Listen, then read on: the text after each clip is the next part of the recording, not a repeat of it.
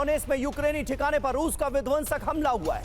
मिर्नोग्राद में ओडैप 1500 thermobaric bomb से कर दिया गया अटैक। हमले में पूरी तरह तबाह हुआ यूक्रेनी सैन्य बेस। ये देखिए तस्वीरें।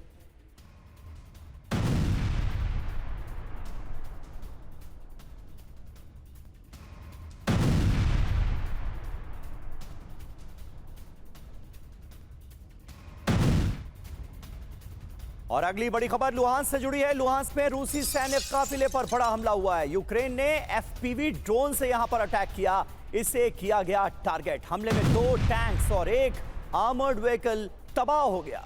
धमाकों के बीच आप तस्वीरों में देखिए कैसे सैनिक भागते नजर आ रहे हैं।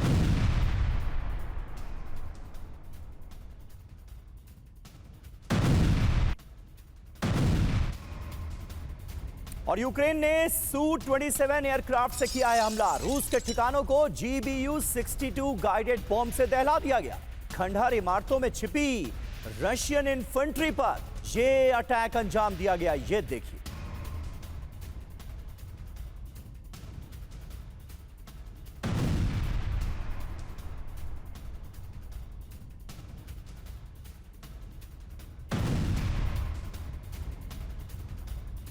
और बाल्टिक सागर में रूस की बड़ी जंगी तैयारी सामने आई। नेवल ड्रोन से शिप तबाह करने का किया जा रहा है अभ्यास। जुलाई स्टॉर्म एक्सरसाइज में कामिकाजी नेवल ड्रोन का परीक्षण किया गया है। ये देखिए।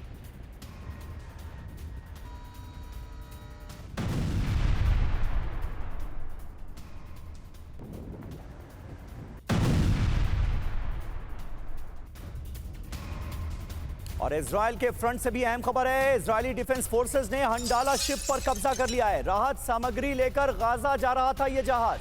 गाजा से 70 नॉटिकल मील दूर इस जहाज को रोक लिया गया। गाजा में राहत कार्य में लगे फ्रीडम फ्लोटिला गठबंधन का यह जहाज है हंडाला, और इसे इजरायली डिफेंस फोर्सेस ने रोक लिया है। यानी किसी भी तरह की मदद सामग्री को, राहत सामग्री को, खाद्य पदार्थों को अब गाजा के अंदर नहीं पहुंचने दे रहा है इजराइल।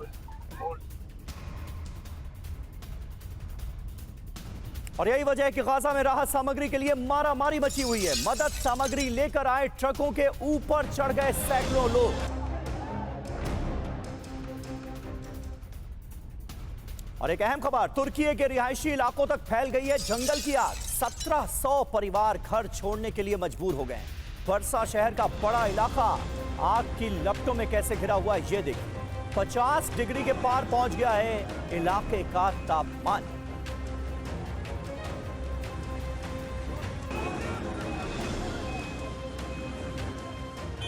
ये 2 तस्वीरें आपके सामने हैं। तुर्की के जो रेजिडेंशियल इलाके हैं, जो रिहायशी एरियाज हैं, उनमें कैसे आग लगी है और कितना बड़ा हिस्सा इस वक्त आग की चपेट में है ये आप देखिए। 1700 लोगों को अपना घर बार सब छोड़कर जाना पड़ा है, क्योंकि एक बड़ा एरिया आग के लपटों की चपेट में है। और अहम खबर, अमेरिका के डेनवर एयरपोर्ट में बाल बाल बचे विमान यात्री। टेक ऑफ के दौरान विमान की लैंडिंग गियर में आग लग गई। इमरजेंसी स्लाइड्स के जरिए देखिए कैसे 173 यात्रियों को बाहर निकाला गया। जान पर बनाई थी इन यात्रियों के। लैंडिंग गियर में आग लग गई टेक ऑफ के दौरान ही, और फिर इमरजेंसी स्लाइड के जरिए इन यात्रियों को बाहर निकाला गया है। 173 यात्री और क्रू मेंबर्स की जान बाल बाल बची। तो एक के बाद एक तमाम बड़ी और अहम खबरों पर लगातार हमारी नजर बनी हुई है। जो खबरें जिन पर नजर हमारी बनी हुई है, ये देखिए डोनेत्स्क में रूस का विध्वंसक हमला हुआ है, वो हमने आपको दिखाया। आईडीएफ ने कैसे हंडाला शिप को रोक लिया है, राहत सामग्री पहुंचने नहीं दे रहा है। गाजा, वो खबर हमने आपको दिखाई। गाजा में राहत सामग्री के लिए इस वक्त मारामारी मची है, भुखमरी की नौबत है यहां पर। जिंदगी बसर कर रहे लाखों लोगों के लिए यूक्रेन ने एफपीवी ड्रोन से किया है एक बड़ा अटैक, और यूक्रेन का Su-27 एयरक्राफ्ट से हमला सामने आया है।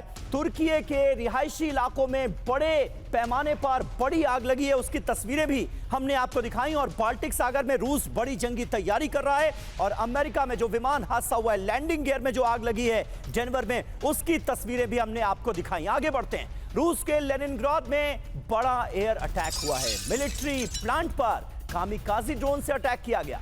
रिहायशी इलाके में भी सुने गए धमाके। और देखिए, रूस के बड़े शहर सेंट पीटर्सबर्ग पर अभी अभी हमला हुआ है। सेंट पीटर्सबर्ग में सुसाइड ड्रोन अटैक हुआ है। हमले के बाद सेंट पीटर्सबर्ग के एयरपोर्ट में अलर्ट। सेंट पीटर्सबर्ग में 70 से ज्यादा उड़ानों में देरी की खबर भी सामने आ रही। तो ये बड़ी खबर है, 70 से ज्यादा उड़ानें लेट हो गई हैं इस वजह से सेंट पीटर्सबर्ग में। और दूसरी तस्वीर आप देखिए, रिहायशी इलाके में भी किस तरह से धमाके सुने गए हैं। रूस के लेनिनग्राद में बड़ा अटैक हुआ है और सेंट पीटर्सबर्ग को सुसाइड ड्रोन अटैक के जरिए बनाया गया है निशाना।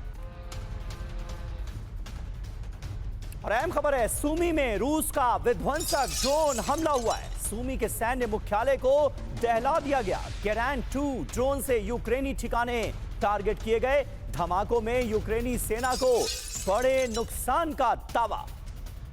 तो सूमी में रूस का विध्वंसक ड्रोन हमला हुआ है। ये देखिए तस्वीरें।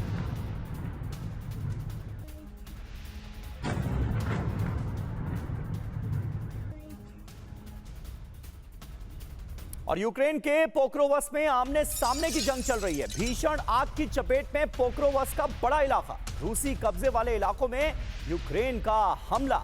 रूस और यूक्रेन के बीच कई जगहों पर सीधी लड़ाई चल रही है। फायरिंग में 12 से ज्यादा यूक्रेनी सैनिकों की मौत की खबर है।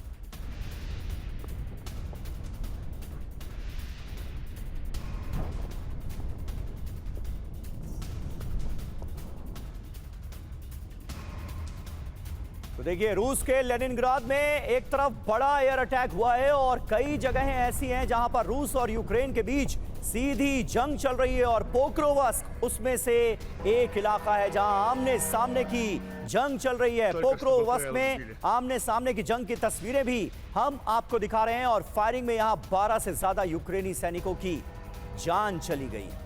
हमारे साथ तमाम खास मेहमान मौजूद हैं। मेजर जनरल अजय चतुर्वेदी हमारे साथ मौजूद हैं। चतुर्वेदी जी, किस तरह से आप देख रहे हैं रूस यूक्रेन के बीच ये जंग तो रुकने का नाम ही नहीं ले रही है। इस वक्त भी जो ताजा तस्वीरें सामने आ रही हैं उसमें यूक्रेन पलटवार करते हुए रूस के कई बड़े इलाकों को निशाना बनाता हुआ नजर आ रहा है। लेनिनग्राद उसमें से एक है, सेंट पीटर्सबर्ग उसमें से दूसरा बड़ा शहर है।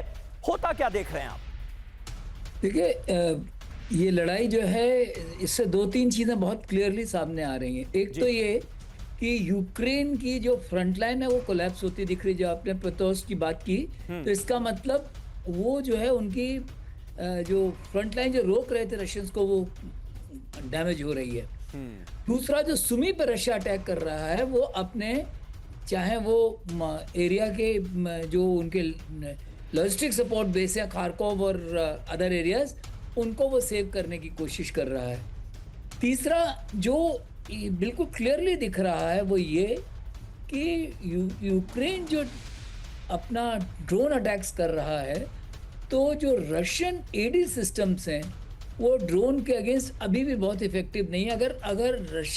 अगर यूक्रेन सेंट पीटर्सबर्ग तक पहुंच रहा है तो आप खुद अंदाज लगा सकते हो कि ये कोई बहुत अच्छी सिचुएशन नहीं है। बिल्कुल।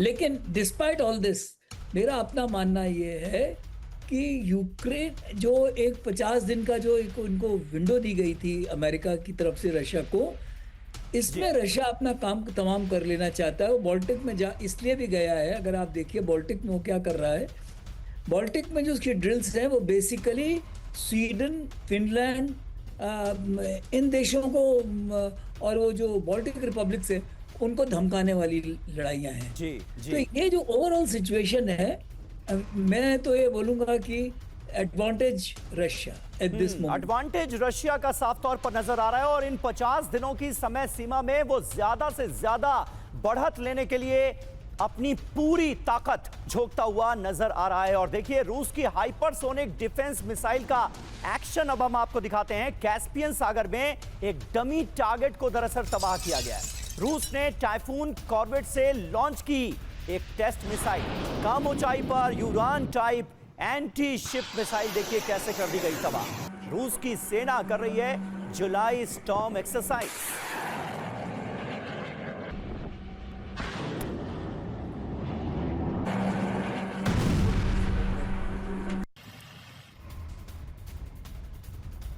और अब आपको दिखाने जा रहे हैं वो बड़ी खबर। न्यूक्लियर जंग की बड़ी तैयारी में है रूस। अमेरिका के नजदीक रूस की न्यूक्लियर सबमरीन पहुंच गई है। फ्लोरिडा तट के नजदीक रूस की ये जंगी एक्सरसाइज हो रही है। न्यूक्लियर सबमरीन से दागी गई विध्वंसक मिसाइलें। रूस के नजदीक नाटो की सैन्य तैनाती का ये बड़ा जवाब दिया गया है। ये देखिए तस्वीरें।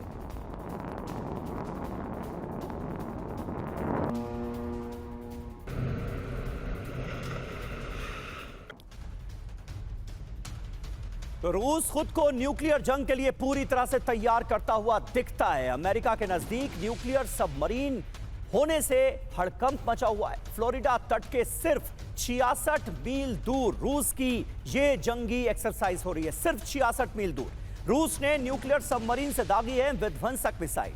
पैसिफिक में नेवी एक्सरसाइज से अमेरिका को सीधी चेतावनी दी जा रही है। किसी भी वक्त हमले को तैयार है nuclear submarine fleet. Eastern flank में नाटो की सैन्य तैनाती का दरअसल यह जवाब दिया जा रहा है। पैसिफिक, आर्कटिक, बाल्टिक और कैस्पियन सागर में एक साथ रूसी नेवी जुलाई स्टॉर्म अभ्यास को अंजाम देती हुई नजर आ रही है।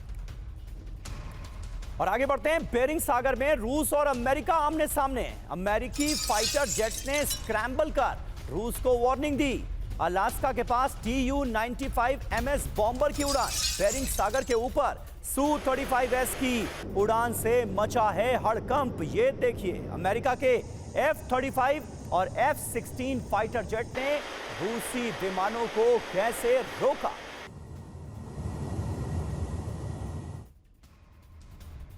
तो एक्शन में है रूसी bomber. America high alert mode पर। बेरिंग सागर में रूस और अमेरिका आमने सामने आ गए।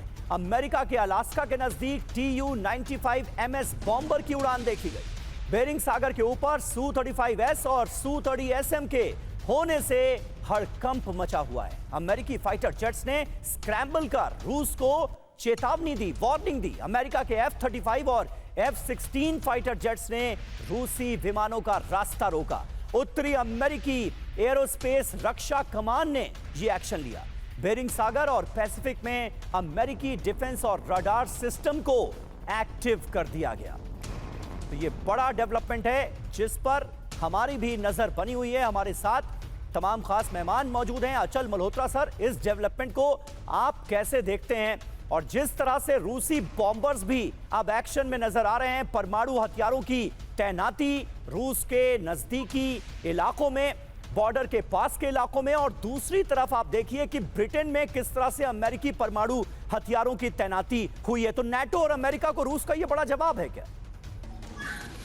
देखिए, जैसा कि हम सब जानते हैं, इस सब लड़ाई का जो मेन इशू ये है कि रशिया का ये कंप्लेंट है कि उसे चारों तरफ से इनसर्कल किया जा रहा है जी। यूरोप हो, ईस्ट यूरोप हो, बाल्टिक हो।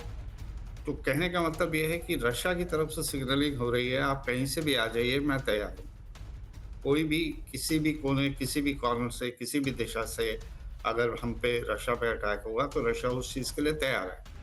अमेरिका के नज़दीक परमाणु ये सब डिप्लॉयमेंट जो है, ये इस बात का सिग्नल है कि आई डोंट केयर। अगर अमेरिका भी फुल सपोर्ट में है इसकी, वो मुझे उससे फर्क नहीं पड़ता। उसे 3-3.5 साल में दिखाई दिया है कि अमेरिकन सपोर्ट हो या यूरोपियन सपोर्ट हो, मुझे जो करना है पुतिन ने कहा, मैं वो करके रहूंगा। समझ में जो बात नहीं आ रही वो ये है कि लड़ाई इतनी लंबी चलने के बाद भी कोई कंक्लूसिव, किसी भी तरफ कंक्लूसिव दिशा में ये नहीं बढ़ रही है। Absolutely right. और रशिया जैसा देश, उक्रेन, मुझे याद है मैं आपके साथ दूसरे चैनल्स पे हम जब बैठे थे, शुरू में लड़ाई हुई थी शुरू, तब मैं कहना था कि रशिया तो इसे 2 हफ्ते में निपटा देगा। और बहुत से लोगों का मेरे समय ये था कि निपटा तो देगा लेकिन सस्टेन करना मुश्किल होगा। लेकिन हुआ ये कि वो निपटा भी नहीं पाया। सस्टेन करने की बात तो बाद में आती। तो ये बात जो है, ये डिसाइफर करना थोड़ा मुश्किल हो रहा है। और जाहिर है कि जो हमारे डोनाल्ड ट्रंप हैं, वो जो उनके इनिशियल क्लेम्स हैं उसमें वो फेल हो चुके हैं, और वो काफ़ी हद तक कई बार वो अपनी फ्रस्ट्रेशन दिखा भी देते हैं। ये इतने इंटरनेशनल वॉरफेयर में और इस तरह की पॉलिटिक्स में 50 दिन का टाइम देना, 20 दिन का टाइम देना, 100 दिन का टाइम देना, ये सब समझ में नहीं आती बात। क्योंकि अगर 3.5 साल में जो चीज़ रशिया नहीं कर पाया तो अगले 50 दिन में क्या कर लेगा। और उस कंडीशंस में जबकि आपने अपनी सपोर्ट बढ़ा दी है अमेरिका ने पहले हाथ रोक रखा था, लेकिन फिर अमेरिका ने उसको अपना हाथ फिर से खुला छोड़ दिया। उसने कहा यूरोपियन सप्लाई करेंगे, पैसा देंगे, मैं सप्लाई करूंगा यूरोप को, यूरोप आगे सप्लाई करेगा, Europe will pay to us. तो अमेरिका के लिए तो सही बात है। और एक तरह से नाटो को अमेरिका ने हथियारों का बाजार बना दिया है और अमेरिका की मदद लगातार यूक्रेन को जारी है वाया नाटो। नाटो हथियार खरीदेगा और सप्लाई करेगा यूक्रेन को। और देखिए, यूरोप पर बड़ा हमला कर सकता है रूस। यूरोपीय संघ पर बहुत बड़े हमले की तैयारी में है रशिया। 2027 की शुरुआत में रूस कर सकता है हमला। नाटो ने रूसी हमले पर पोलैंड को किया आगाह। पोलैंड के पीएम डोनाल्ड टस्क का बहुत बड़ा दावा।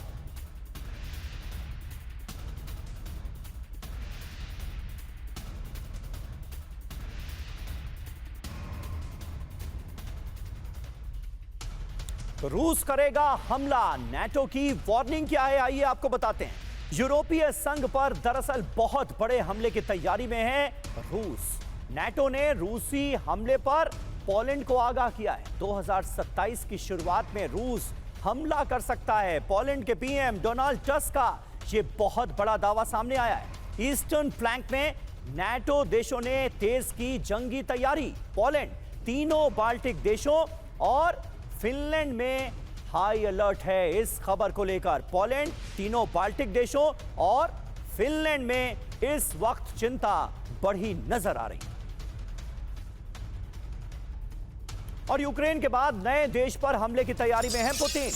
वर्ल्ड वॉर 3 की आशंका में यूरोपीय देश पर हमले की तैयारी। सबसे पहले मोल्दोवा और बाल्कन देशों पर हमला हो सकता है। अमेरिकी सहयोगियों के खिलाफ रूस कर रहा है हाइब्रिड ऑपरेशन। आईएसडब्ल्यू की रिपोर्ट में यह बहुत बड़ा दावा सामने आया।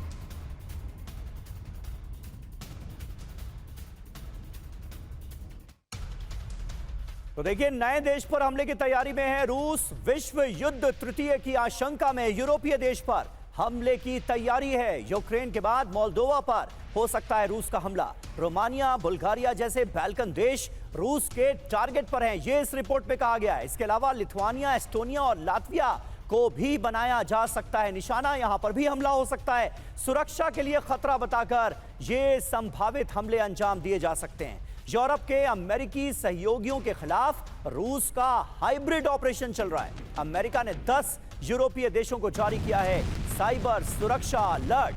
आईएसडब्ल्यू की रिपोर्ट में ये तमाम बातें कही गई।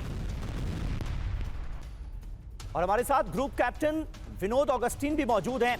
विनोद जी, किस तरह से आप इसे देख रहे हैं? और नए देश पर हमले की तैयारी में है रूस और ये रूस का खतरा दिखाकर इस जंग को आगे बढ़ाने की कोशिश, जंग के लिए ज्यादा से ज्यादा खतरनाक हथियार इकट्ठा करने की होड़, ये यूरोप में कब तक चलेगी?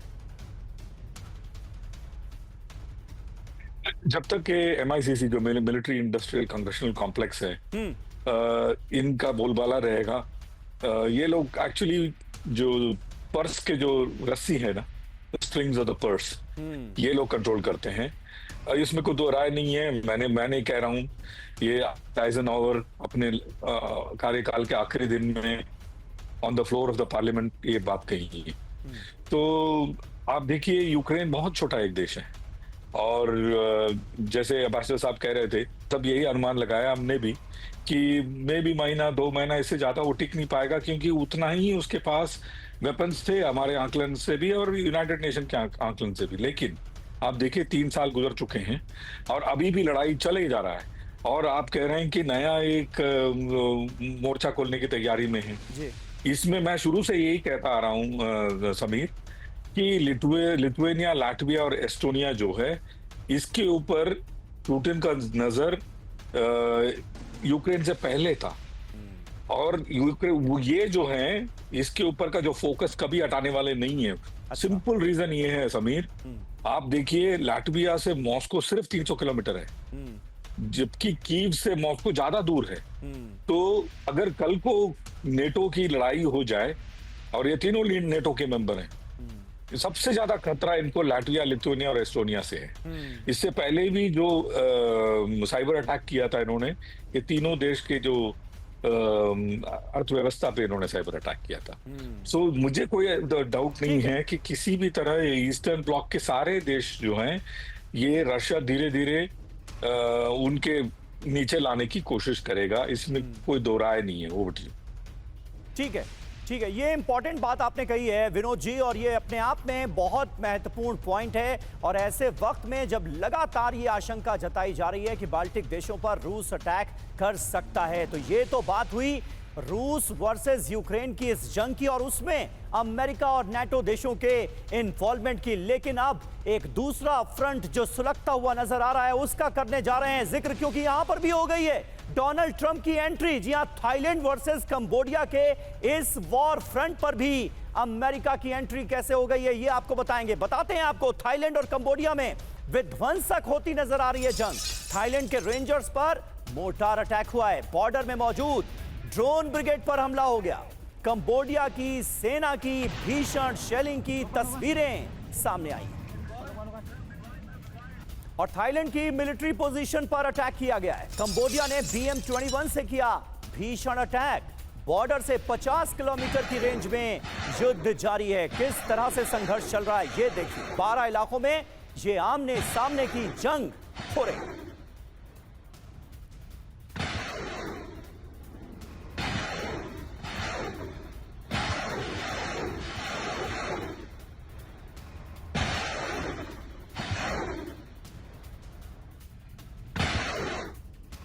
ये दो तस्वीरें आप देखिए, एक तरफ थाईलैंड के रेंजर्स पर कैसे एक बड़ा मोर्टार अटैक अंजाम दिया गया और दूसरी तरफ कंबोडिया ने BM-21 से एक और भीषण अटैक किया है। 50 किलोमीटर की रेंज में कैसे आमने सामने की जंग 12 इलाकों में चल रही है ये आप देखिए।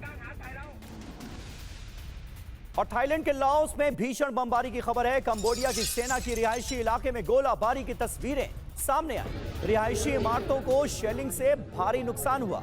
थाईलैंड के रक्षा मंत्रालय का कंबोडिया पर बड़ा आरोप।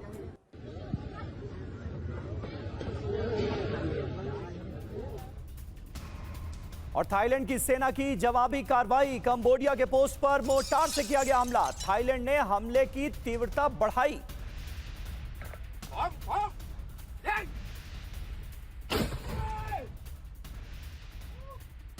तो थाईलैंड की सेना की जवाबी कार्रवाई की तस्वीरें हमने आपको दिखाई और कंबोडिया में हमले के लिए तैयार है थाईलैंड की एयरफोर्स। कंबोडिया की ओर फाइटर जेट्स ने भरी उड़ान। बेहद कम ऊंचाई पर फाइटर जेट्स देखिए कैसे उड़ान भरते हुए नजर आ रहे हैं। कंबोडिया की ओर फाइटर जेट्स थाईलैंड के कैसे उड़ान भरते हुए दिख रहे हैं।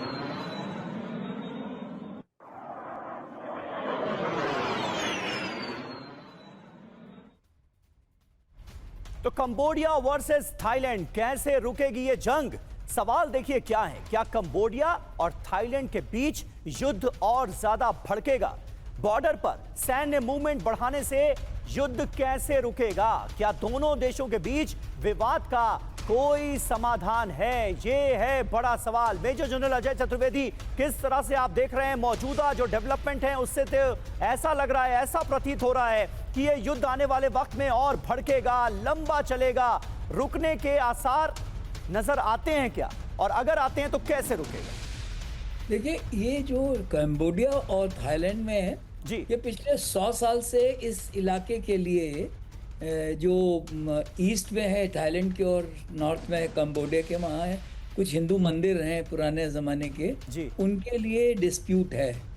और उसको जो इसमें अगर ट्रेन की हम बात करें तो कंबोडिया से थाईलैंड की तरफ रास्ता ठीक है, लेकिन उनको कंबोडिया को खतरा है कि ये थाईलैंड यूज़ करेगा अंदर आने के लिए, तो उन्होंने पे काफ़ी लैंडमाइंस वगैरह लगा दी हैं। जहाँ तक डिफरेंशियल पावर की बात करें तो जो ये करीब 800 मीटर की इनकी बॉर्डर है, इंसिडेंटली ऐसा छोटा मोटा बॉर्डर नहीं है। दूसरा जो थाईलैंड है वो पावर इंडेक्स में करीब 13वें नंबर पे है और कंबोडिया 23 नंबर पे। बहुत छोटा देश, छोटा पावर है वो। लेकिन असली लड़ाई वहाँ पे क्या है कि जो थाईलैंड अभी तक जो था पूरी तरह से अमेरिका के साथ था। उनको जो आप एयरक्राफ्ट दिखा रहे हो ग्रिपिन, उनके पास नए 11 ग्रिपिन भी आ गए हैं। इसके अलावा उनके पास F-16 भी हैं, उनके पास 600 आर्टिलरी पीसेस हैं। तो अगर ये लड़ाई चली तो कंबोडिया के इसमें बहुत नुकसान होने वाला है। एक तो ये बात हमको ध्यान रखना चाहिए। दूसरा, कंबोडिया का जो स्ट्रेंथ है वो है चाइना से उसका जो एक एग्रीमेंट है। एक वहाँ एक नेवल बेस है रीन करके, वो चाइना का है। तो मुझे क्या लग रहा है कि ये लड़ाई है प्रॉक्सी वॉर होती जा रही है, चाइना वर्सेस अमेरिका। इसमें आप देखिए डोनाल्ड ट्रम्प ने भी आकर मुल्कों का दखल यहाँ पर बढ़ता हुआ नजर आ रहा है। और जब ऐसा हुआ है तो युद्ध और ज्यादा भड़का है, लंबा चला है। ये हमने इतिहास में देखा है, मौजूदा दौर में भी हम देख रहे हैं। और देखिए थाईलैंड ने शुरू किया है ऑल आउट वॉर। स्वीडन के फाइटर जेट से थाईलैंड ने हमला किया। जैस 39 ग्रिपेन फाइटर जेट से किया गया एयर अटैक। कंबोडिया के आर्टिलरी पोजीशन को इस हमले में तबाह कर दिया है थाईलैंड ने। ये देखिए,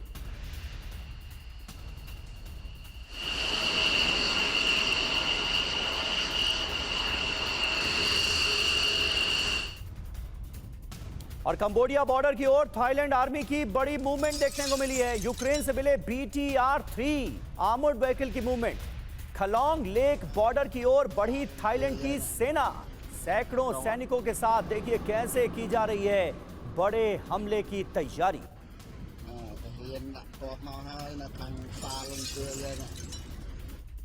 तो कंबोडिया से नजदीक युद्ध की बहुत बड़ी तैयारी की जा रही है। थाईलैंड बॉर्डर पर सैम सिस्टम तैनात कर दिया गया है। मिका सैम सिस्टम बैटरी हमले को तैयार है। फ्रांस से मिली ऑल वेदर मिसाइलें यहां पर की गई हैं डिप्लॉय।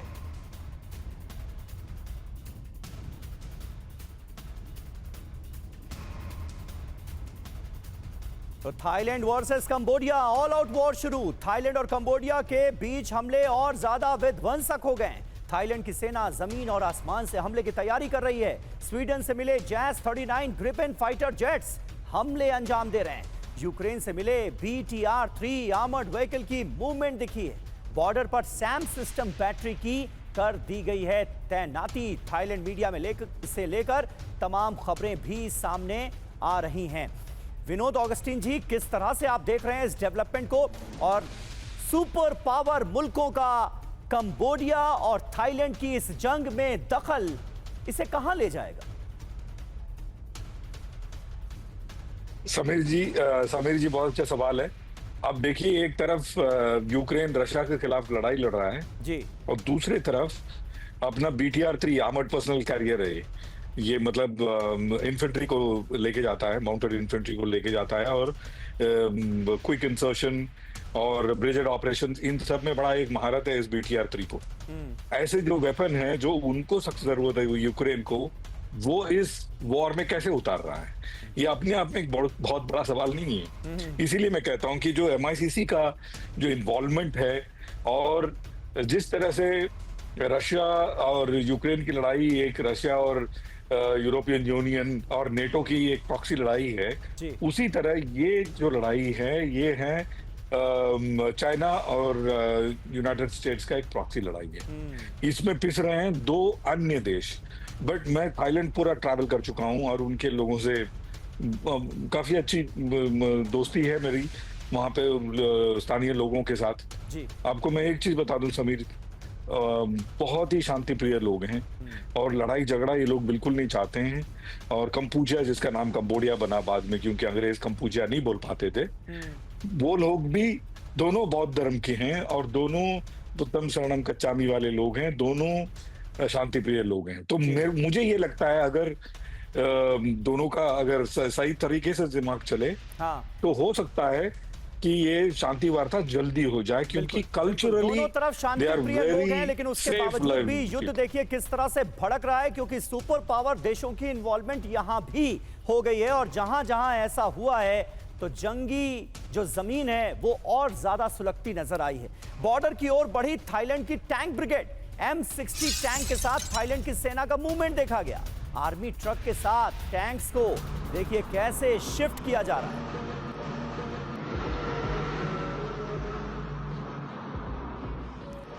तो एक तरफ बॉर्डर की ओर थाईलैंड की सेना का मूवमेंट नजर आ रहा है M60 टैंक के साथ, दूसरी तरफ आप देखिए ग्रिपेन फाइटर जेट्स की उड़ान की तस्वीरें हम आपको दिखा रहे हैं। सैम सिस्टम को तैनात कर दिया गया है, आर्मर्ड व्हीकल की मूवमेंट नजर आई है और M60 टैंक की बॉर्डर में की गई है तैनाती। और थाईलैंड कंबोडिया नए वॉर फ्रंट में ट्रंप की एंट्री। जी हां, कंबोडिया के पीएम से ट्रंप ने बात की है। थाईलैंड के पीएम को भी ट्रंप ने दी है नसीहत, युद्ध खत्म कर सीज फायर करें दोनों देश, ये कहा है डोनाल्ड ट्रंप ने।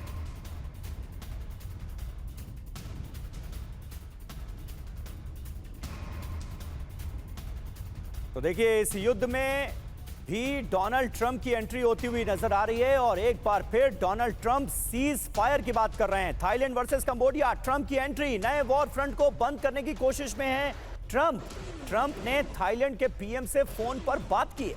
ट्रंप ने कंबोडिया के पीएम से भी युद्ध रोकने को कहा। ट्रंप ने दोनों देशों से ट्रेड डील ना करने की दी चेतावनी। युद्ध जारी रहा तो व्यापार पर कोई समझौता नहीं होगा, ये कहते नजर आ रहे हैं डोनाल्ड ट्रंप। अब असल मंशा अमेरिका की क्या है? पहले जंग को सुलझाओ और उसके बाद सीज फायर की बात करो, ये जो आइडिया है ये तो पुराना होता हुआ नजर आ रहा है और अब इस जंग में भी ट्रंप वही पुरानी बातें दोहराते हुए नजर आ रहे हैं। देखना होगा कि आगे क्या होता है। बहरहाल अब हम एक और वॉर फ्रंट का रुख करने जा रहे हैं और वो वॉर फ्रंट है इजराइल और ईरान का वॉर फ्रंट। क्या तख्ता पलट की तैयारी की जा रही है? जी हां, आयतुल्लाह खामनेई, ईरान के सुप्रीम लीडर, उनके तख्ता पलट की तैयारी है क्या? बड़ी खबर है, ईरान में खामनेई शासन के तख्ता पलट की तैयारी को लेकर 50,000 अधिकारी कर रहे हैं तख्ता पलट की तैयारी। निर्वासित ईरानी राजकुमार रजा पहलवी ये दावा कर रहे हैं। सरकार और सेना के अधिकारियों ने किया है संपर्क। इससे पहले भी रजा पहलवी कई बड़े दावे कर चुके हैं ईरान को लेकर और अब उनका यह नया दावा कि 50,000 अधिकारी ईरान में तख्ता पलट की तैयारी कर रहे हैं। तो देखिए, इस खबर को लेकर कुछ और डिटेल्स हम आपको बता दें। खामनेई शासन को हटाना चाहते हैं कई सत्ता पक्ष के अधिकारी, ये इस रिपोर्ट में कहा गया है। सेना के अधिकारियों में भी खामनेई शासन को लेकर विरोध है। 50,000 अधिकारी तख्ता पलट की तैयारी में हैं। ईरान के निर्वासित राजकुमार रजा पहलवी ने यह दावा किया है। ईरान की सेना, अर्धसैनिक बल और सुरक्षा बल के लोग उनके संपर्क में हैं, ये वो कहते नजर आ रहे हैं। और ईरान में तख्ता पलट की तैयारी में दरअसल इजराइल है। ईरान में शासन परिवर्तन की योजना बना रहा है इजराइल। खामनेई शासन को खत्म करने की थी तैयारी। वॉशिंगटन पोस्ट की रिपोर्ट में यह सनसनीखेज दावा किया गया है।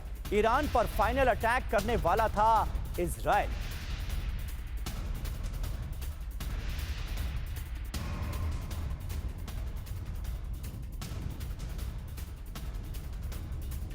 और अहम खबर है, मोसाद ने खामनेई पर लगाया गंभीर आरोप। खामनेई को ईरान की जनता की परवाह नहीं है। ये कौन कह रहा है? मोसाद कह रहा है, इजराइल की खुफिया एजेंसी कह रही है। ईरान के कई इलाकों में पानी बिजली की सुविधा नहीं है। खामनेई आधा दिन सोते हैं और आधे दिन नशे में होते हैं। ये बड़ा आरोप मोसाद की तरफ से लगाया गया है आयतुल्लाह खामनेई पर।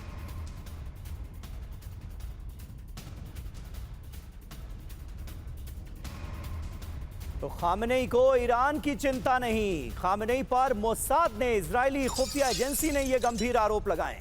खामनेई को अपने देश की जनता की परवाह नहीं है। खामनेई 12 घंटे सोते हैं, 12 घंटे वो नशे में होते हैं। ये बड़ा आरोप लगाया जा रहा है मोसाद की तरफ से। ईरान के लोग मूलभूत सुविधा से वंचित हो गए। ईरान के लोगों को बिजली पानी की सुविधा नहीं मिल रही है, ये मोसाद का कहना है।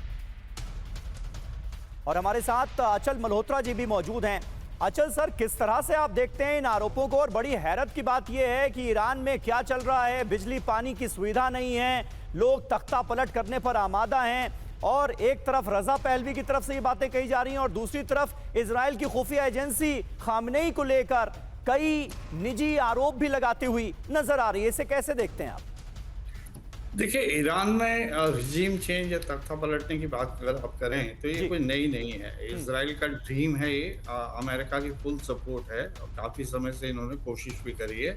इनका बस चलता तो ये अभी जो इजराइल और ईरान के बीच में जो कॉन्फ्लिक्ट हुआ था शायद वो रिजीम चेंज के साथ खत्म होता, बट किसी वजह से इन्हें रुकना पड़ा। शायद इन्हें लगा कि अभी हालात ठीक नहीं है। जहाँ तक पहलवी डायनेसिटी का सवाल है, वो जो वहाँ बैठे हुए हैं यूरोप में, अमेरिका में, अब उनको प्रवोक किया जा रहा है कि किसी तरह से उन्हें वापस लाया जाए अगर पॉसिबल हो तो, क्योंकि ये अमेरिका के पिट्ठू थे पिट्ठू तो नहीं थे, अच्छी उनके साथ अंडरस्टैंडिंग थी। तो जब अगर ये वापस आएंगे तो जो भी बची खुची ईरान न्यूक्लियर प्रोग्राम की बात है उसके ऊपर फिर इनका पूरा कंट्रोल हो जाएगा। सर लेकिन यही डोनाल्ड ट्रंप कहते हैं कि अगर सत्ता परिवर्तन हो गया, तख्ता पलट हो गया, ईरान के अंदर खामेनेई को हटा दिया गया तो ईरान में अराजकता फैल जाएगी और हम ऐसा नहीं चाहते। देखिए, कहने की बातें हैं, ऑब्वियसली हम सभी बोलते हैं कि स्टेबिलिटी चाहिए, ये सब चाहिए। अराजकता फैलेगी तो उन्हें क्या प्रॉब्लम है? इससे कोई बहुत बड़ी प्रॉब्लम इन्हें तो नहीं होने वाली है। और अगर सत्ता पलटेगा तो डेफिनेटली कोई ऐसी ही रिजीम को लेके आएंगे ये वहाँ पे जो इनको सपोर्ट करती है। बाकी ये सब जो बाकी बातें हो रही है ना, आधा दिन सोते हैं, आधा दिन नशे में रहते हैं, ये सब तो इन्फो वॉर का हिस्सा आप समझ के चलिए। इसराइल में भी एंटी जो उनके प्राइम मिनिस्टर नेतन्याहू, उनके खिलाफ भी बहुत सा कई बार सेंटिमेंट्स होते हैं, तो वहां तो सत्ता पलटने की बात नहीं होती वहां। तो ये ठीक है, आप जिस बात का जिक्र कर रहे हैं नाचल जी, उस पर अजय चतुर्वेदी जी भी कुछ ऐड करना चाह रहे हैं। सर बताएं।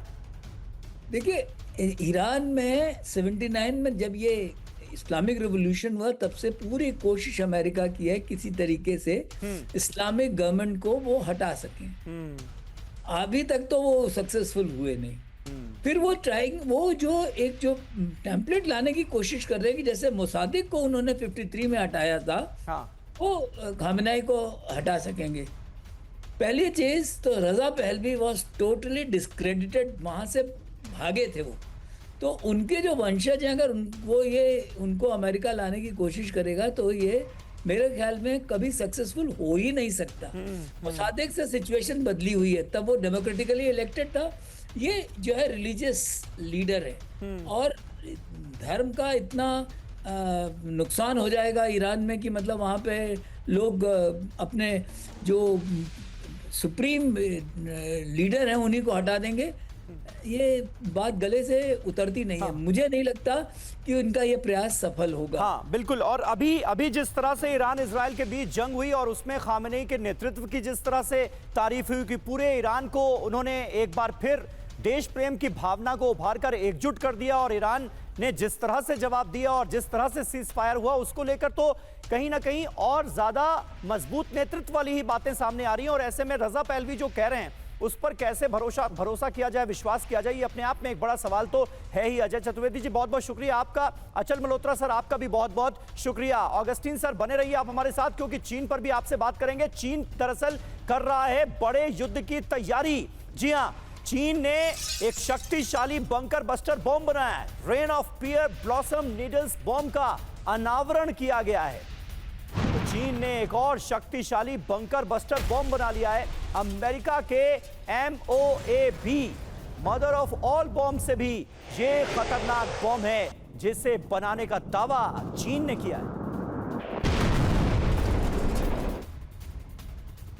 और अमेरिका के खिलाफ चीन की बड़ी तैयारी। अमेरिकी विमान वाहक पोत पर हमले का युद्धाभ्यास किया गया है। डमी अमेरिकी नौसेना बेड़ा बनाकर चीन ने ये अटैक अंजाम दिया। ये देखिए, सैटेलाइट तस्वीरों से हुआ चीन की साजिश का खुलासा।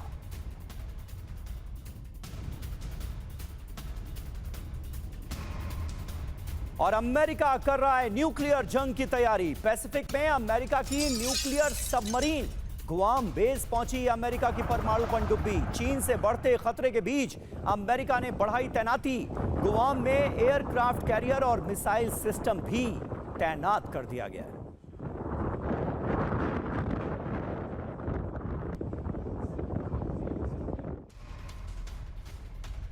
तो देखिए, पैसिफिक में America versus China. Guam base पहुंची Indiana Virginia class nuclear submarine. Guam base में अब अमेरिका की 5 न्यूक्लियर सबमरीन्स की मौजूदगी है। टॉमहॉक लॉन्ग रेंज मिसाइलें दागने में सक्षम है ये नई सबमरीन। चीन से बढ़ते खतरे के बीच इंडो पैसिफिक में अमेरिका ने अपनी तैनाती बढ़ा दी है। गुआम में एयरक्राफ्ट कैरियर और मिसाइल सिस्टम पहले से तैनात है। पैसिफिक में PLA नेवी ने बढ़ाई है अपनी ताकत, मिसाइल सिस्टम तैनात किया है। और विनोद ऑगस्टीन सर हमारे साथ मौजूद हैं। ऑगस्टीन सर, किस तरह से आप देख रहे हैं अमेरिका और चीन के बीच इस तनातनी को? हर रीजन में जहां आप दो गुट बनते हुए देखते हैं, दुनिया दो धड़ों में बंटती हुई आप देखते हैं, एक तरफ अमेरिका एक तरफ चीन नजर आता है। समीर, हमने शुरू में एक न्यूज चलाया था जो रशिया का प्रेजेंस पैसिफिक में, हाँ। वो एक्चुअली रिएक्शनरी था। वही मैं कहने की कोशिश कर रहा था कि अमेरिका का एक्सरसाइज गुआम में और अमेरिका का जो वर्जीनिया क्लास सबमरीन है, जो न्यूक्लियर सबमरीन है, वो गुआम में रशिया से पहले पहुंच गया। और गुआम में जाने का दो रीजंस हैं। पहली बात, गुआम से वो अपना मसल फ्लेक्स कर सकता है चीन के खिलाफ भी, और गुआम से नॉर्थ हुक होकर के वो जा सकता है नॉर्दर्न सी इनटू बाल्टिक रीजन। सो गुआम बहुत स्ट्रेटेजिकली बहुत एक इंपॉर्टेंट रीजन रहा है, अभी से नहीं, द्वितीय विश्व युद्ध से रहा है। सो ये जो आप रिएक्शंस देख रहे हैं, ये यूनाइटेड स्टेट्स के मूव के खिलाफ है। और हम जो हैं वो विली निली वेस्टर्न जो मीडिया से जो न्यूज आती हैं उसको हम पहले हमारी मजबूरी है कि हम पहले चला देते हैं। लेकिन अगर हम इसको अच्छी तरह फॉलो करें बस, तो हमें ये नजर आता है ये सारा फसाद का जड़ जो है यूनाइटेड स्टेट से शुरू होता है। और मेरे मन में इसमें कोई शंका नहीं है, और मैं I say things as I see it. Over to you. बहुत बहुत शुक्रिया विनोद ऑगस्टीन सर हमारे साथ जुड़ने के लिए और हमें ये इनसाइट्स देने के लिए। आगे बढ़ते हैं। प्रशांत महासागर में अमेरिका को घेरने की जा रही है तैयारी। जापान के करीब चीन और रूस की बड़ी वॉर ड्रिल की खबर है। 3 चीनी जहाज सुशिमा जल डमरू मध्य से गुजरे, पूर्वी चीन सागर से जापान सागर में ये प्रवेश कर गए। रूस की नौसेना भी कर रही है युद्धाभ्यास। तो देखिए, अमेरिका से जंग, चीन और रूस की जो तैयारी है उसके बारे में आपको बता दें। चीन और रूस की अब तक की सबसे बड़ी वॉर ड्रिल है ये। अमेरिका से समुद्री लड़ाई की तैयारी में जुटे चीन और रूस। प्रशांत महासागर में अमेरिका को घेरने की तैयारी।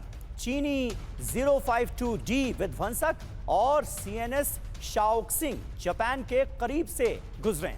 पूर्वी चीन सागर से जापान सागर में ये एंटर कर गए, प्रवेश कर गए। और एक और अहम खबर, येलो सी में ड्रैगन की नई चाल को लेकर साउथ कोरिया के पास कई युद्धपोत की तैनाती हुई है। युद्धपोत की तैनाती के बाद टेंशन काफी हाई है। येलो सी में 6 जगहों पर चीनी कोस्ट गार्ड्स की तैनाती की गई।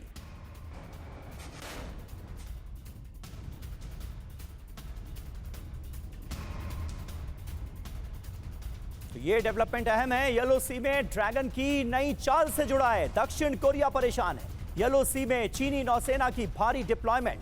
साउथ कोरिया के पास चीनी कोस्ट गार्ड्स तैनात कर दी गई है। साउथ कोरिया से नॉर्थ कोरिया तक कोस्ट गार्ड्स की तैनाती की गई। येलो सी में 6 जगहों पर चीनी कोस्ट गार्ड्स की डिप्लॉयमेंट हुई है। चीनी हरकत के बाद साउथ कोरिया ने भी निगरानी जहाज भेजा है। और इस बीच खबर मिल रही है कि रूस पर यूक्रेन का स्वॉर्म ड्रोन अटैक हुआ है। वोल्गोग्राद में यूक्रेन का ड्रोन से हमले में रेलवे सबस्टेशन को भारी नुकसान। हमले से वोल्गोग्राद में रेलवे पावर सप्लाई बंद।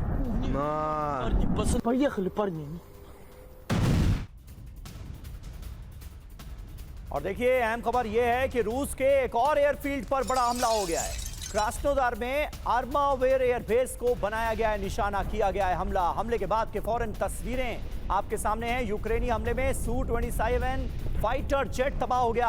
अब तक रूस के 34% मिसाइल कैरियर तबाह करने का यूक्रेन ने कर दिया है दावा।